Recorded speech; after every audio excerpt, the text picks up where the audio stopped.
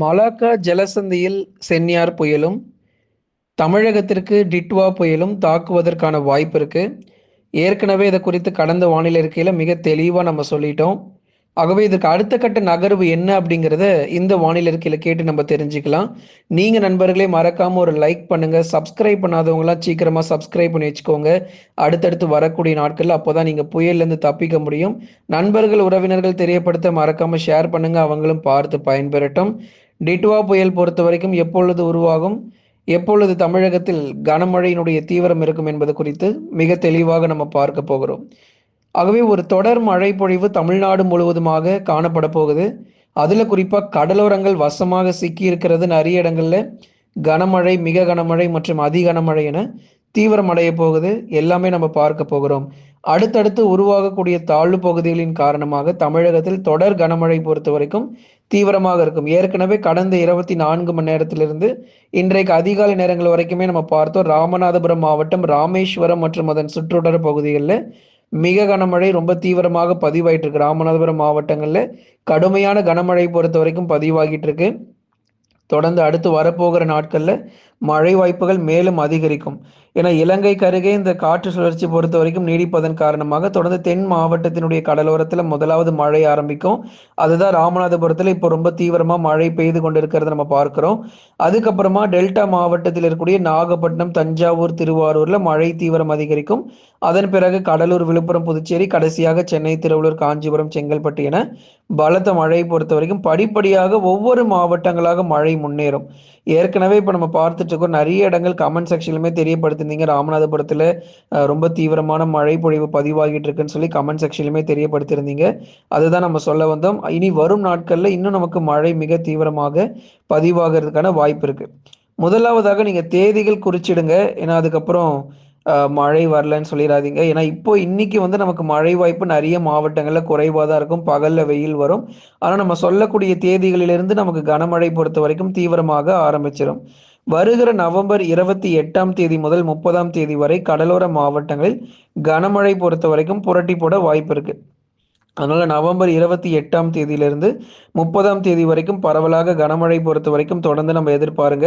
இனி வரப்போகிற நாட்கள் ரொம்பவே உஷாராக இருக்கணும். இந்த 3 நாட்கள் மட்டும் நம்ம தயாராக இருந்தால் போதும். ஏன்னா இந்த மழை எதிர்கொள்றதுக்கு நம்ம தயாராக இருக்கணும். நவம்பர் 28ஆம் தேதி டெல்டாவிலும், 29 மற்றும் 30ஆம் தேதிகளில் சென்னை முதல் கடலூர் போன்ற மாவட்டங்களிலும் மழை வாய்ப்புகள் ரொம்ப தீவிரமாக இருக்கும். அதனால தான் நம்ம தேதிகள் குறிக்க சொல்லியிருக்கிறோம். இன்னைக்கே மழை வரும்னு எதிர்பார்த்தா இன்னைக்கெல்லாம் எங்கேயுமே மழை பெருசாக இருக்காது. ஒரு சில மாவட்டத்தில் மட்டும்தான் மழை பெய்யும். பெரும்பாலான மாவட்டங்களில் மழை தீவிரம் இருக்காது.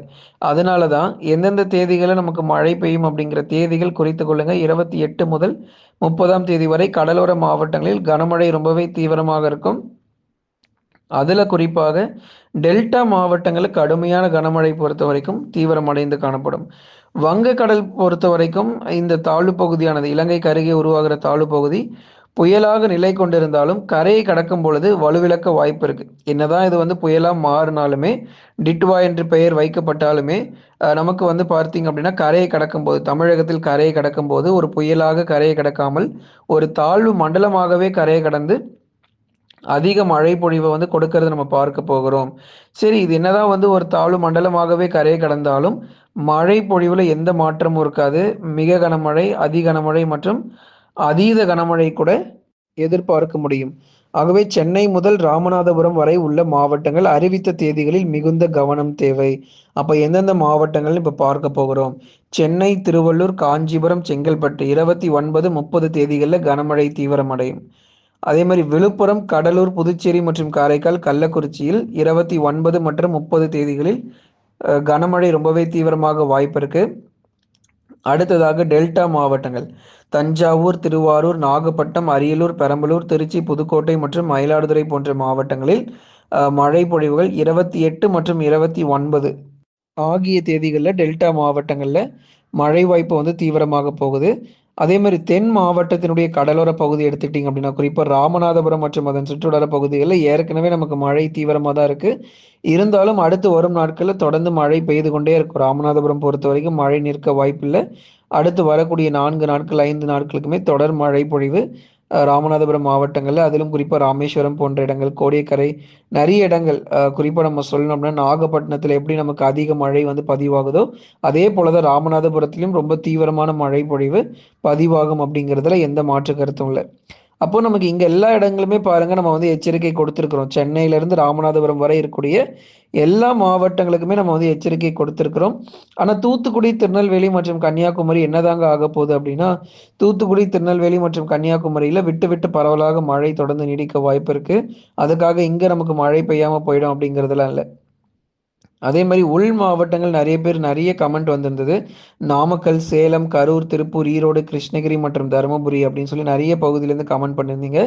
பெரும்பாலான பகுதிகள்ல மிதமான மழையும், சில இடங்கள்ல கனமழை வரைக்கும் எதிர்பார்க்கப்படுது. குறிப்பா மேற்கு தொடர்ச்சி மலையொட்டிய மாவட்டங்களாகட்டும், அதே மாரி உள் மாவட்டங்களாகட்டும், பரவலாக விட்டு விட்டு நமக்கு மழை தொடர்ந்து பதிவாக தான் செய்யும். ஏன்னா, நமக்கு இலங்கைக்கு அருகே உருவாகிற தாழ்வு மண்டலம் பொறுத்தவரைக்கும் தமிழகத்தில் கரை கடக்கும் அப்படிங்கிறதுனால தான், உள் மாவட்டங்களுக்கும் நமக்கு மழை பொழிவு பத்தி நம்ம பேசியிருக்கிறோம். சேலம், கரூர், நாமக்கல், திருப்பூர், ஈரோடிலும் பரவலாக கனமழை பொறுத்தவரைக்கும் தீவிரமாக காணப்படும். வட தமிழக உள் மாவட்டங்களிலும் பல்வேறு பகுதிகளில் பலத்த மழை பொறுத்தவரை நிச்சயம் தீவிரமடையும். சில இடங்கள்ல நமக்கு வந்து அதிலும் குறிப்பா கடலோரங்கள்ல அதீத கனமழை வரைக்குமே எதிர்பார்க்க முடிகிறது. அதனால இந்த தாழ்வு பகுதியினுடைய திசை பொறுத்து தான் ஒவ்வொன்றுமே நம்ம வந்து முடிவெடுக்கப்படுகிறது. தற்போதைய நிலவரப்படி வரைக்கும் வடக்கு, வடமேற்கு திசை நோக்கியே நகரும். மற்றபடி நமக்கு எந்த பாதிப்பு கிடையாது. ஆகவே நமக்கு குறிப்பா மழையினால மட்டும் தான் அதிக பாதிப்பு. நெறைய பேர் சூறாவளி காற்று ஒரு 150 கிலோமீட்டர், 160 கிலோமீட்டர் வேகத்தில வீசுமா ப்ரோ அப்படின்லாம் கேட்குறீங்க. அப்படிலாம் நமக்கு காற்று கிடையாது. நமக்கு வந்து மழையினால தான் அதிக பாதிப்புகள் இனி வரும் நாட்கள்லயும் இருக்க போகுது. காற்றினால எந்த சேதங்கள் மற்றும் பாதிப்புகள் இல்லை நண்பர்களே. அதனால என்னதான் கடல் ரொம்ப சீற்றமாக இருந்தாலும், வங்கக்கடல்ல புயலாக நிலை கொண்டிருந்தாலும், கரையை நெருங்கும் பொழுது அல்லது கரையை கடக்கும்போது அதனுடைய தீவிரத்தன்மை கண்டிப்பா குறைய தான் போகுது.